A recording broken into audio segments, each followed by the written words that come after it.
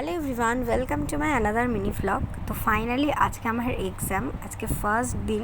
তো সকাল সকাল ঘুম থেকে উঠে একটু চা বিস্কুট খেয়ে পড়তে বসে গেছি। পড়তে পড়তে যেন পাগল হয়ে যাব, পড়া যেন শেষই হচ্ছে না। আসলে মরণকালে হরির নাম নিলে যা অবস্থা হয় আর কি।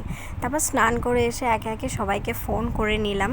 আসলে প্রত্যেকবারই এক্সাম দিতে যাওয়ার আগে আমি আমার বাড়ির সকলকে ফোন করে আশীর্বাদ নিয়ে তারপর এক্সাম দিতে যাই। তারপর গোপালকে প্রণাম করে, মাকে প্রণাম করে, আমার যা যা জিনিসপত্র লাগবে এক্সাম দিতে যাওয়ার জন্য আমি সমস্ত কিছু গুছিয়ে নিলাম। আর তারপর বাবাকে ফোন করলাম। বাবাকে একটু দেরি করেই ফোন করলাম, যাওয়ার সময় অ্যাকচুয়ালি ফোন করেছি। তারপর আমিও পুরোপুরি রেডি হয়ে গেলাম। তারপর তো যাওয়ার সময় সানিকে ফোন করলাম। আর বাইরে বেরিয়ে দেখি আকাশ মোটামুটি পরিষ্কারই রয়েছে। আমি তো ভয়টা পাচ্ছিলাম যে যদি এই বেরোনোর সময় বৃষ্টিটা পড়ে, এটার জন্যই। যাই হোক, ভালোই ভালোই সাইকেল নিয়ে চলে এলাম কলেজে, আমার যেই কলেজে সিট পড়েছে। বাট আমি কিছুতেই আমার রুম খুঁজে পাচ্ছিলাম না।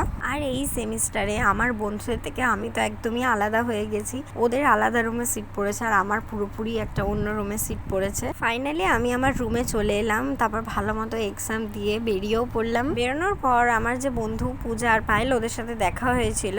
বাট একটুখানি কথা বলেই বেরিয়ে এসেছি, কারণ যদি হঠাৎ করে আবার বৃষ্টি নেমে পড়ে। বাট সেই ভিডিওটা আর করা হয়নি।